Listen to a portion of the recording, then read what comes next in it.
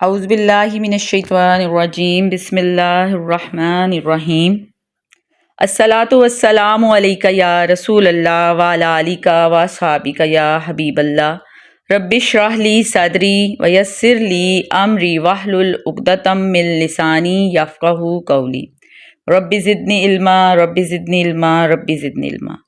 30ویں پارے کے ترجمہ اور تفسیر کے سلسلے میں آج ہم سورہ والتین پڑھتے ہیں، اس کا ترجمہ کرتے ہیں، اس کی تفسیر کرتے ہیں انشاءاللہ، اور کوشش کرتے ہیں کہ ہم اس سورت کو اچھے سے دہرا لیں۔ اب اس سورت کا تعارف کرتے چلتے ہیں۔ یہ سورت مکی ہے۔ اس سورہ مبارکہ کا نام التین ہے، جو اس سورت کا پہلا لفظ ہے۔ اس میں 1 رکوع، 8 آیتیں، 34 کلمے، 105 حروف ہیں۔ ترتیب نزول کے اعتبار سے اس کا نمبر 28 ہے اور ترتیب مصحف کے اعتبار سے یہ 95 نمبر پر ہے۔ انسانی عظمت کا تصور جو قرآن کریم نے پیش کیا ہے، دنیا کا کوئی فلسفی، کوئی نفسیات کا ماہر، کوئی استاد یا کوئی معلم بھی اس کی گرد راہ تک بھی نہیں پہنچ سکتا۔ انسان کو احسن تقویم کے لقب سے سرفراز فرمانے کے بعد اس حقیقت سے پردہ اٹھایا گیا ہے کہ نوع انسانی کے بعض افراد اپنے مقام رفیع کے تقاضوں کو پس پشت ڈال دیتے ہیں اور نفس کی سفلی جذبات کی تسکین کے در پہ رہتے ہیں، یہاں تک کہ وہ اپنے آپ کو پستیوں میں گرا لیتے ہیں، جس سے مزید کسی پستی کا تصور نہیں کیا جا سکتا۔ البتہ وہ لوگ جو خود شناس ہیں، اپنی خداداد عظمتوں کے قدردان ہیں، ایمان اور عمل صالح سے اپنے دامن کو معمور رکھتے ہیں، ان کے لیے ایسا اجر ہے جو کبھی بھی ختم نہیں ہوگا۔ اس حقیقت کے بیان کرنے کے بعد قیامت کی ضرورت اور اس کے برپا کرنے کی جو حکمت ہے اس کی طرف اشارہ کیا گیا ہے۔ جب وہ احکم الحاکمین ہے تو اس کے عدل و انصاف کا یہ تقاضا ہے کہ ایک دن ایسا ضرور آئے گا جب ہر شخص کو اس کے اعمال کے مطابق جزا اور سزا ملے گی۔ بسم اللہ الرحمن الرحیم۔ اللہ کے نام سے شروع جو بہت ہی مہربان اور رحم فرمانے والا ہے۔ والتین والزیتون، قسم ہے انجیر اور زیتون کی۔ وطور سینین، اور قسم ہے طور سینا کی۔ وہذا البلد الامین، اور اس امن والے شہر، یہاں پر مکہ المکرمہ کی بات کی جا رہی ہے، مکہ مکرمہ کی قسم۔ لقد خلقنا الانسان فی احسن تقویم، بے شک ہم نے انسان کو پیدا کیا ہے عقل اور شکل کے اعتبار سے بہترین اور اعتدال پر۔ ثم رددناہ اسفل سافلین، پھر ہم نے لوٹا دیا اس کو پست ترین حالت کی طرف۔ الا الذین آمنوا وعملوا الصالحات فلہم اجر غیر ممنون، وہ لوگ جو ایمان لائے اور نیک عمل کرتے رہے تو ان کے لیے نہ ختم ہونے والا اجر ہے۔ فما یکذبک بعد بالدین، پس کون جھٹلا سکتا ہے آپ کو اس کے بعد جزا اور سزا کے معاملے میں۔ الیس اللہ باحکم الحاکمین، کیا نہیں ہے اللہ تعالیٰ سب حاکموں سے بڑھ کر حاکم۔ اب اس کی ہم تفسیر کرتے ہیں۔ تین اور زیتون سے مراد علماء تفسیر نے یہ لی ہے کہ انجیر اور زیتون کا جو درخت ہے جن سے تیل نکالا جاتا ہے، انجیر کا پھل اور زیتون کا درخت، اس کا تیل بے شمار فائدوں کا حامل ہے، اس لیے ان کی قسم کھائی گئی ہے۔ حضرت ابن عباس رضی اللہ تعالیٰ عنہما نے یہ قول بھی مروی ہے کہ تین اس مسجد کا نام ہے جو نوح علیہ السلام نے جودی پہاڑ پر تعمیر کی تھی، اور زیتون سے مراد بیت المقدس کی مسجد ہے۔ قتادہ کی رائے یہ ہے کہ تین اس پہاڑ کا نام ہے جس پر دمشق کا شہر آباد ہے، اور زیتون اس پہاڑ کا نام ہے جس پر بیت المقدس کا شہر آباد ہے، اور ایک قول یہ بھی ہے کہ وہ علاقے جہاں انجیر اور زیتون کی پیداوار کے لیے جو مخصوص ہیں۔ علامہ علوسی جو ہیں وہ لکھتے ہیں کہ یہاں مبارک مقامات کی قسمیں اٹھائی گئی ہیں، یعنی زیتون اور انجیر کو صرف نہیں مطلب میں لینا، یہاں جو زیادہ صحیح قول آ رہا ہے وہ یہ ہے کہ جو مبارک مقامات ہیں ان کی قسم کھائی ہے اللہ تعالیٰ نے۔ وہ پہاڑ جس پر اللہ تعالیٰ نے نیکسٹ جو آیت ہے وطور سینین، وہ پہاڑ جس پر اللہ تعالیٰ نے موسیٰ علیہ السلام کو اپنے ہم کلامی کا شرف بخشا، اس کا نام طور سینین ہے، اسے طور سینا بھی کہتے ہیں۔ اور تیسری آیت وَهَذَا الْبَلَدِ الْأَمِينَ سے مراد مکہ مکرمہ ہے۔ مکہ مکرمہ کا شرف محتاج بیان نہیں، اس کا سنگ بنیاد اللہ تعالیٰ کے خلیل حضرت ابراہیم علیہ السلام اور ان کے فرزند جلیل حضرت اسماعیل علیہ السلام نے اپنے مبارک ہاتھوں سے رکھا۔ یہ شہر پرامن ہونے کی دعا بھی آپ نے ہی مانگی تھی۔ حرم پاک میں اگر کوئی چیتا بھی ہرن کا شکار کرتے داخل ہوتا تو وہ اپنا شکار واپس چھوڑ جاتا، کیونکہ آپ کی دعا کی برکت سے حرم میں خون خرابہ اور ہر طرح کی چیز منع ہے۔ یہاں کے درختوں اور گھاس کو بھی کوئی نہیں کاٹتا تھا۔ آپ کی دعا سے پہلے یہاں ہر وقت خون کا بازار گرم رہتا تھا اور فتنہ فساد عام تھا، لیکن حضرت ابراہیم علیہ السلام کی دعا کے بعد یہ امن کا شہر بنا دیا گیا۔ اس شہر کو مزید شرف نصیب ہوا جب اللہ تعالیٰ نے اس خطے پر مزید کرم فرمایا اور اپنے محبوب حضرت محمد مصطفیٰ صلی اللہ علیہ وآلہ وسلم کی ولادت کی جگہ اس کو بنا دیا۔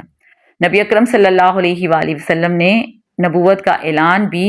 اسی شہر میں کیا۔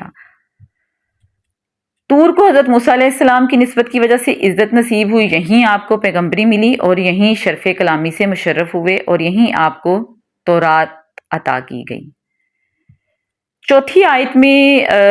یہ جواب قسم ہے، یعنی ہم نے انسان کو شکل و صورت اور قد و قامت اور ذہنی قوتوں اور قلبی اور روحانی صلاحیتوں سے متصف کر کے پیدا فرمایا ہے۔ ابن عربی کہتے ہیں کہ اللہ تعالیٰ نے انسان سے زیادہ خوبصورت کوئی چیز پیدا ہی نہیں کی۔ اللہ تعالیٰ نے انسان کو پیدا کیا ہے اور اس میں عظیم صفات ڈال دی ہیں: حی، عالم، با اختیار، با ارادہ، متکلم، سننے والا، دیکھنے والا، مدبر اور حکیم۔ اگر انسان کو غور سے دیکھا جائے تو یہ حقیقت ظاہر ہوتی ہے کہ صوری اور معنوی حسن و کمال میں کوئی چیز بھی انسان کی ہمسری کا دعویٰ نہیں کر سکتی۔ یعنی اللہ تعالیٰ کی ذات نے کیا ہی خوبصورت چہرے، نقوش و نگار، قد، چال ڈھال، ایوری تھنگ اللہ تعالیٰ نے کس قدر خوبصورت بنائی ہے۔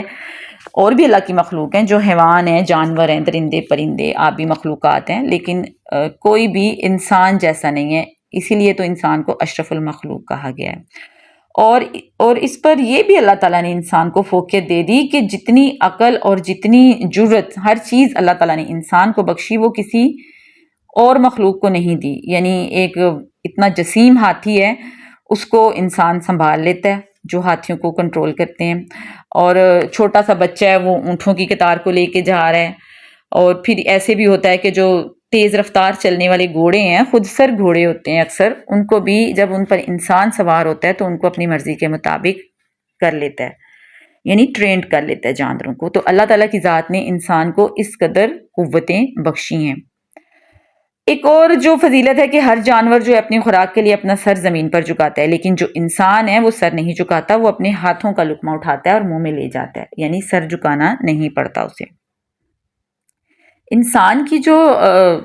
یہ ساری فضیلت ہے اس کے بارے میں ایک واقعہ عرض کرتے چلتے ہیں۔ علامہ قرطبی لکھتے ہیں کہ عیسیٰ بن موسیٰ ہاشمی کی اپنی بیوی کے ساتھ شدید محبت تھی۔ ایک دن اس نے کہا کہ اگر تو چاند سے زیادہ خوبصورت نہ ہو تو تجھے 3 طلاق۔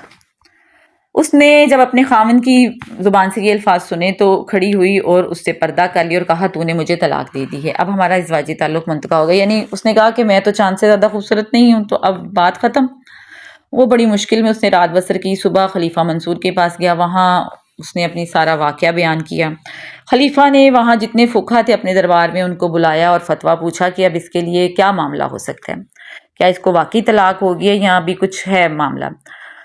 تو سب نے کہا کہ بس ہو گئی ہے، سب نے کہا اب کچھ نہیں ہو سکتا۔ تو ایک جو بندہ تھا وہ خاموش بیٹھا ہوا تھا، تو خلیفہ منصور نے اسے پوچھا کہ آپ کیوں چپ ہیں، آپ کیوں نہیں بات کرتے؟ تو انہوں نے، جو وہ بندہ تھا، اس نے کہا بسم اللہ الرحمن الرحیم والتین والزیتون وطور سینین وہذا البلد الامین لقد خلقنا الانسان فی احسن تقویم۔ اے امیر المومنین، اس ارشاد الہی کے مطابق انسان سب چیزوں سے زیادہ حسین ہے اور کوئی چیز اس سے زیادہ حسین نہیں ہے۔ منصور نے عیسیٰ بن موسیٰ سے کہا کہ اس شخص نے جو کہا ہے درست ہے، تم اپنی بیوی کے ساتھ رہ سکتے ہو، اور اس کی بیوی کو بھی پیغام بھیجا کہ طلاق واقع نہیں ہوئی اور وہ اپنے خاوند کے گھر واپس آ جائے۔ اس واقعے کو سنانے کا مقصد یہ ہے کہ انسان کو اللہ تعالیٰ کی ذات نے بڑا ہی خوبصورت، بڑا ہی حسین و جمیل، عقل و دانش اور ایسے مزین کر کے بھیجا ہے کہ اس میں ایسی ایسی صفات ڈالی ہیں کہ جو کسی اور مخلوق میں نہیں ہیں، سوائے اس کے کہ جو 5ویں آیت میں اللہ تعالیٰ کی ذات فرما رہی ہے جو لوگ نیک عمل کرتے ہیں وہ بہت زبردست ہے، وہ اس سے بھی اوپر چلے جاتے ہیں، یعنی حسن و جمال، عقل و دانش تو ایک خوبی ہو گئی جو خدا کی دی ہوئی ہے، اور جو نیک عمل کر رہے ہیں، جو اللہ تعالیٰ سے ڈرتے ہیں، جو اپنے نفس کی پیروی نہیں کرتے، ان کو پھر جو اللہ تعالیٰ نوازتا ہے نیک عمل کے بدلے نہ ختم ہونے والی خوشی، ہمیشہ جنت میں رہنا۔ کچھ انسان ایسے ہوتے ہیں جو اللہ تعالیٰ کی نعمتوں کی قدر نہیں کرتے اور وہ اپنی صلاحیتوں کا غلط استعمال کرتے ہیں اور اپنی عقل و فہم کے سارے چراغ گل کر بیٹھتے ہیں، اپنے نفس کی پیروی میں لگ جاتے ہیں اور اپنے خالق کی، اپنے رازق کی فرما برداری سے منہ موڑ لیتے ہیں، نبی اکرم صلی اللہ علیہ وآلہ وسلم کی تعلیمات کو پس پشت ڈال دیتے ہیں۔ تو اس کی سزا پھر انہیں اس دنیا میں بھی ملتی ہے اور اگلی دنیا میں بھی۔ اگر تو وہ توبہ کر لیتے ہیں تو پھر ظاہری سی بات ہے معافی ہو گئی، پھر اگلی دنیا میں سکون ہے، اور اگر وہ بغیر توبہ کے اس دنیا سے چلے جاتے ہیں تو پھر اس کی سزا بھی بڑی سخت ہے۔ اب جو انسان ہے وہ اپنے ہی ہاتھوں سے اگر ایک بددیانت انسان ہے، اگر ایک غدار انسان ہے، ملاوٹ کرنے والا انسان ہے، یہ سب بھی تو انسان ہے، فسق و فجور میں مبتلا انسان ہے، غلاظتوں اور کثافتوں میں ڈوبے ہوئے انسان ہے، یہ بھی انسان ہے، اشرف المخلوق ہے، لیکن اللہ تعالیٰ کی ذات پھر ایسے انسانوں سے اشرف المخلوق ہونے کا جو تاج ہے وہ اتار لیتی ہے، پھر اللہ تعالیٰ انہیں پستی کی گہرائیوں میں پھینک دیتی ہے، اور جو لوگ اپنے رب سے ڈرتے ہیں، نبی اکرم صلی اللہ علیہ وآلہ وسلم کی بتائی گئی تعلیمات پر چلتے ہیں، اور جو لوگ انسانیت کی لاج رکھتے ہیں اور ان کے دامن شرف پر کوئی داغ نہیں لگنے دیتے، تو اپنے خالق کے ذکر کی شمع بھی روشن رکھتے ہیں اور تمام تر زندگی اس کے احکام کی بجا آوری میں گزارتے ہیں، اس کی خوشنودی حاصل کرنا صرف ان کا شوق ہوتا ہے۔ جن انسانوں کا شوق صرف اور صرف اللہ رب العالمین کی خوشی حاصل کرنا ہوتا ہے، اللہ تعالیٰ کی ذات ان کا چین ہوتی ہے، تو وہی لوگ ہیں جو احسن تقویم کے کمالات سے موصوف ہیں، یعنی بہترین چیزیں وہی لوگ ہیں، ان کو اللہ تعالیٰ ایسا اجر دے گا جو کبھی بھی ختم نہیں ہوگا، جب تک وہ اس دنیا میں زندہ رہیں گے ان پر رب کی رحمت نازل ہوتی رہے گی، جب تک وہ نیک اعمال صالح اعمال کرتے رہیں گے، اللہ تعالیٰ کی رحمتوں کا نزول اس دنیا میں ان پر ہوتا رہے گا، اور جب وہ یہاں سے رخصت ہوں گے اس دنیا میں تو انہیں ارجعی الی ربک راضیۃ مرضیہ کی خوشخبری سنا دی جائے گی، یعنی کہ رب کی طرف اس حال میں واپس آ کہ تو اس سے راضی اور رب تجھ سے راضی۔ اور جب قیامت کے دن قبروں سے اٹھیں گے تو لا خوف علیہم ولا ہم یحزنون، تو انہیں کوئی غم نہیں ہوگا، کوئی خوف نہیں ہوگا، ان کو ایسی شان عطا کی جائے گی جو ان کے چہروں سے ظاہر ہوگی، اور وہ فردوس بری میں قدم رکھیں گے، اور ان کو نور کے منبر اللہ تعالیٰ کی ذات عطا کر کے باقی سب کے سامنے، جنتیوں کے سامنے علی اعلان اللہ تعالیٰ کی ذات ان کا تعارف کروائے گی، اور پھر اللہ تعالیٰ کی ذات جب انہیں جنت میں داخل کرے گی اپنے نور کا دیدار دینے کے بعد، ان کا تعارف کرانے کے بعد، تو فرمایا جائے گا کہ سلام قول من رب الرحیم، یہ الفاظ کہ سلام تمہارے رب کی طرف سے، پھر رب کی طرف سے انہیں سلام بھیجا جائے گا۔ تو یہ معاملات ہیں احسن تقویم کا جو درجہ ہے کہ انسان کو اللہ تعالیٰ نے بہترین جو پیدا کیا ہے، انسان کی اپنی کوششیں بھی اس میں شامل ہیں کہ جب وہ اپنے رب سے ڈرتا ہے، اس سے محبت کرتا ہے، اس کے احکامات کی ہر طریقے سے بجاوری کرتا ہے، تو پھر اللہ تعالیٰ کی جو ذات ہے وہ پھر ایسی نعمتوں سے نوازتی ہے کہ جو کبھی بھی پھر ختم نہیں ہوتی ہیں۔ آخری آیت میں جو مفہوم ہے، علامہ قرطبی جو ہیں انہوں نے قتادہ اور فرا سے نقل کیا ہے کہ قیامت کے برپا ہونے اور اس روز نیک و بد کی جزا اور سزا کا جو نظریہ پیش کیا ہے، کون عقل مند اس کی تکذیب کر سکتا ہے؟ یعنی اللہ تعالیٰ کی ذات نے قرآن کریم میں جگہ جگہ ارشاد فرمایا ہے کہ جب قیامت برپا ہوگی اس دن مردوں کو اٹھایا جائے گا زندہ کر کے، تو جن کا عقیدہ ہے، جو مسلمان ہیں، وہ تو اس پر، ہمارا تو پختہ ایمان ہے نا، نان مسلم کا نہیں ہے۔ تو قرآن پاک میں اللہ تعالیٰ فرما رہے ہیں کہ یہ کہنے کی کس کی جرت ہے کہ جس شخص نے ساری عمر احکام الہی کی بجاوری میں گزاری اور جس نے اپنے آرام اور آسائش کو انسانوں کی آرام اور آسائش کے لیے وقف کر دیا، یعنی کہ مخلوق کی خدمت کے لیے اور دین کی خدمت کے لیے اور نور حق کو پھیلانے کے لیے جس نے ساری زندگی اپنی کوشش صرف کی، تو اللہ تعالیٰ کی ذات ایسے بندے کو پر کیسے ظلم کرے گی؟ ایسے بندے کو تو اللہ تعالیٰ پھر نوازشیں کرے گی نا. اور یہ بھی نہیں ہو سکتا کہ کوئی جو بندہ جس نے اپنی جان پہ خود ظلم کیا، یعنی اپنے نفس، اس کے نفس نے اس پہ ظلم کیا ہے اور اس نے برائی کی، تو اس کو اس کے برابر اللہ تعالیٰ کھڑا کر دیں گے. ایسا بھی نہیں ہو سکتا، کیونکہ اللہ تعالیٰ کی ذات سب سے بڑھ کر عدل کرنے والی ہے. کسی چھوٹے سے خطے کا ہم حاکم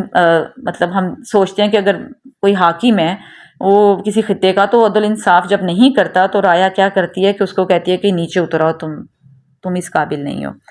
تو پھر ہم یہ کیسے سوچ سکتے ہیں کہ اللہ تعالیٰ تو ساری کائنات کا حاکم ہے، ساری کائنات کا خالق ہے، مالک ہے، عدل و انصاف کرنے والا، اور اس کی حکومت جتنی وسیع ہے، حکومت ہی اسی کی ہے، ساری مملکت ہی اسی کی ہے. تو وہ پھر کسی پر کیسے ظلم کر سکتا ہے؟ یہ بات کوئی کیسے سوچ سکتا ہے؟ تو اللہ تعالیٰ کی ذات یہاں پر نافرمانوں کو بتانا چاہ رہی ہے. ان میں کافر بھی شامل ہیں اور ان میں مسلمان بھی شامل ہے. کافر تو بہت زیادہ شامل ہو گئے اور مسلمان اس صورت میں شامل ہو گئے کہ جو کوئی بھی نافرمانی کرے گا اس کو پھر اس کی نافرمانی کا ہی بدلہ دیا جائے گا، اور جو فرما برداری کرے گا اس کو اس کی فرما برداری کا بدلہ اللہ تعالیٰ کی ذات ضرور ضرور دیتی ہے. نبی اکرم صلی اللہ علیہ وآلہ وسلم نے فرمایا کہ جب بھی اس صورت کی آپ سرکار صلی اللہ علیہ وسلم تلاوت پڑھتے تو پیارے آقا صلی اللہ علیہ وسلم فرماتے ہیں کہ جب بھی کرو تو اس صورت کی تلاوت کرنے کے بعد یہ الفاظ کہا کرو، بلا وانا علی ذالک من الشاہدین، اور کبھی کبھی فرماتے سبحانک فبلا. یہ دو الفاظ جو ہیں کبھی کبھی فرمایا کرتے ہیں. ہماری سورۃ 3 کی جو ترجمہ اور تفسیر ہے وہ مکمل ہوا. اللہ تعالیٰ کی ذات سے دعا ہے اور اللہ تعالیٰ کا بے حد شکر ہے کہ اللہ تعالیٰ نے ہمیں یہ توفیق بخشی کہ ہم نے اس کو پڑھا، اس کو سمجھا اور اس کو سنا، اور آپ سب نے اس میں ہمارا ساتھ دیا، آپ سب نے بھی وقت نکالا.